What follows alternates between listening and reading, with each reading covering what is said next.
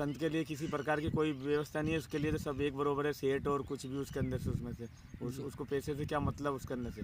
जब दाता एक है तो भिखारी सारी दुनिया है, सबका काम भगवान ही करते हैं, तो संत का काम क्यों नहीं करेंगे उसके अंदर। जब उनको भगवान देगा तो संत को क्यों नहीं देगा, संत को भी भगवान ही देगा उसके अंदर से। संत को भी देने वाला तो दाता एक ही है, पर भिखारी तो सारी दुनिया ही है उसके अंदर से। चाहे बड़ा सेठ भी हो तो वो भी भगवान से मांगता ही है उसके अंदर से। दोस्तों, वृंदावन की धरती पर अलग अलग स्थानों पर मैं संतों से बातचीत कर रहा हूँ।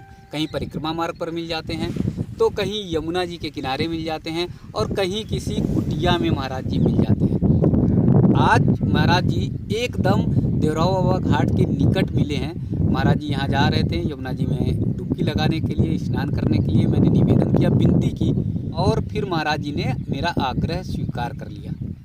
महाराज जी 15 साल की उम्र में घर बार छोड़ छाड़ कर, सब कुछ व्यवसाय कारोबार छोड़ छाड़ कर संन्यास के आश्रम में आ गए। पूरा जीवन जो है भक्ति भाव में लगा दिए हैं। तो महाराज जी इसका दर्शन मैं करा रहा हूँ, और फिर बहुत सारी बातें होगी धर्म अध्यात्म की, उनके जीवन से जुड़ी हुई। महाराज जी बहुत बहुत प्रणाम जी। महाराज जी नाम अपना पूरा बता दीजिए। करणदास जी। जी जी जी। किस अखाड़े से हैं महाराज जी?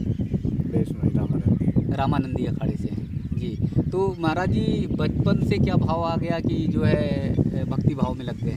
गुरुजी के पास में छोटेपन में जाते रहते थे, तो गुरुजी की भक्ति और गुरुजी का भाव देख करके ऐसे उनमें बहुत वो संतों के लिए भक्तों के लिए बहुत थी। तब से मन में भी एक प्रेरणा ले रखी थी। तो उस टाइम पर तो मंत्र मिला नहीं जी। और बाद में गुरु मंत्र मिलने के बाद में बहुत दिन तक जैसे व्यापार धंधा भी करते थे ऐसे, और अब बिल्कुल एकदम मन नहीं करता है सर भगवान की माला की सेवा करना। जी जी। तो जैसे महाराज जी 15 साल की उम्र में आप बता रहे हैं कि भक्ति मतलब वो ले लिया, दीक्षा ले ली? हाँ, दीक्षा तो और भी जल्दी ले ली थी ऐसे, पर वो ऐसे कपड़े बाद में बदले ऐसे गुरुजी के पास जाते रहते थे। तो गुरुजी लड़ते थे कि नहीं शादी कराएंगे ऐसे। तो मैंने कहा अब इससे बढ़कर के कोई काम वो नहीं है उसमें से, और खूब आनंद आता है यहाँ वृंदावन के अंदर में, बढ़िया। अच्छा, तो महाराज जी जैसे गुरुजी लोगों की तो बात मान लेते हैं, अगर आपने दीक्षा ली और गुरुजी ने जो कह दिया आदेश, तो उनका आदेश ही होता है, फिर वो किसी से टालता नहीं टालते। तो उन्होंने जब शादी के लिए कहा तो फिर शादी नहीं, फिर उन्होंने बाद में मतलब समझाया। पहले मेरे को खूब अच्छी तरह से परीक्षा लेते हैं गुरुजी, ऐसे नहीं देते। आजकल तो क्या, आज के ज़माने में तो फटाफट मंत्र मिल जाता, मगर उन्होंने सब बात की परीक्षा लेकर के जब उसके अंदर। अच्छा, पूरी परीक्षा ले ली, और जब उन्हें ये पता चल गया कि आप एकदम जो मन से पक्के हो गए हैं, तो उसके बाद जो है उन्होंने फिर जो है आपको दीक्षा दी जी। तो घर में परिवार में जैसे क्या कौन कौन है? घर में तो माता पिता तो है नहीं है, कुछ भाई है।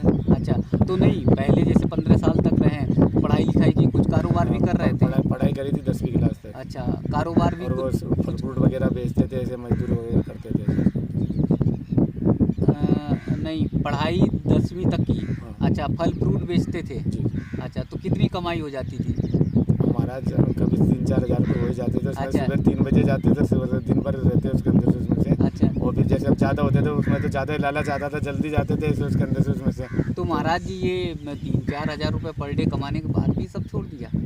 छोड़ दिया। अब तो भगवान का नाम मिलने के बाद में तो क्या, जो बड़े बड़े यहाँ पे ऐसे सेठ लोग आते हैं जो सब कुछ छोड़ करके वृंदावन में आकर के बस जाते थे, जाने का मन ही नहीं करता। अच्छा। कितने बड़े बड़े सेठ हैं, उनके इकलौते लड़के रहते हैं, वही यहाँ पे भगवान की जो लग जाती है उनको लगन, तो उसके बाद में उनका मन नहीं करता उनका उसके अंदर से उसमें।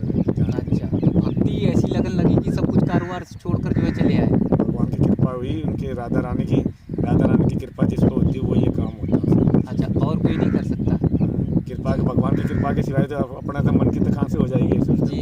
तो ये नहीं मलाल आता है कि परिवार छूट गया? परिवार कुछ नहीं छूटता। अब तो आप जैसे कितने मिलते हैं, बड़े बड़े संत मिलते हैं, खूब बढ़िया उसके अंदर से आवादर होता है, खूब किसी बात की वो नहीं।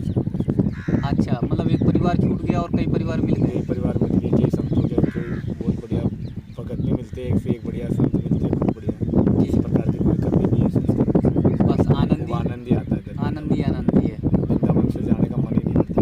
अच्छा, तो क्या है इतना वृंदावन में प्रेम, क्या है भाव? वृंदावन में तो अब राधे राधे के सिवाय कुछ ही नहीं है। यहाँ पर तो रिक्शे वाला भी एक जाएगा तो वो भी नहीं बोलेगा दूर हटना है पीछे हटना, वो भी राधे राधे के वाले।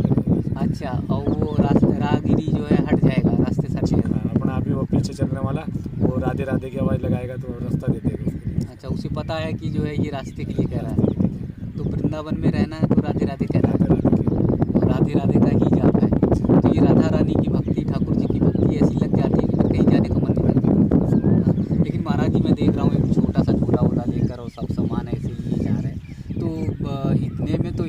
में जीवन भी तो जीना पड़ता है, ये तो मुश्किल होता महाराज है। जी वो अब जीवन तो राधा रानी के वो है, वो फिर ज़्यादा सामान की उनकी क्या जरूरत पड़ी, फिर तो वो संत कहलाने लायक ही नहीं उसके अंदर से। उसमें से संत के लिए तो सिर्फ 2 जोड़ी वस्त्र की जरूरत है, और क्या जरूरत है उसके। नहीं, और जो बड़े बड़े मठ और मंदिरों में हैं वो क्या संत नहीं है? वो भी संत है, मगर उनका तो महाराज उनकी तो व्यवस्था होती है उसके अंदर से, उसमें से ऐसे। अच्छा। अब जैसे ये रास्ते वाले संतों की ऐसे शैली उसके अंदर से, बड़े बड़े मठों की तो उनकी तो थोड़ी पहले से चल रही है उसके अंदर से, उसमें से। जी, जी। अब गुरुजी के पास में हम रहते तो वहाँ पर भी हमारे भी ऐसे ही रहता उसके अंदर से, मगर गुरुजी तो बना रहे थे वहाँ का मेहनत, मगर हम बने नहीं उस टाइम पर ऐसे। मन की नहीं, हमारे को तो ऐसे छोटे में भजन करना है। अच्छा, मतलब महंत बन जाते तो फिर भजन और कीर्तन निश्चल भाव से नहीं हो पाता? मेहनत में तो फिर वो घर छोड़ने से फिर फायदा क्या, वो नोटों की तरफ दौड़ने से कोई मतलब ही नहीं फिर उसके अंदर से उसमें। अच्छा, महंत बन गए तो फिर नोट और उसमें फिर घिर जाएंगे। उससे तो मतलब क्या है, ऐसे पैसे के लिए भी दौड़ते हैं, और उसमें से भगवान का भजन तो छोटे पड़ में कुटिया में ही होता है ऐसे उसके अंदर से, उसमें से ऐसे बड़े एसी और पंखे लगेंगे तो फिर भजन कहाँ से उसके अंदर से, उसमें से।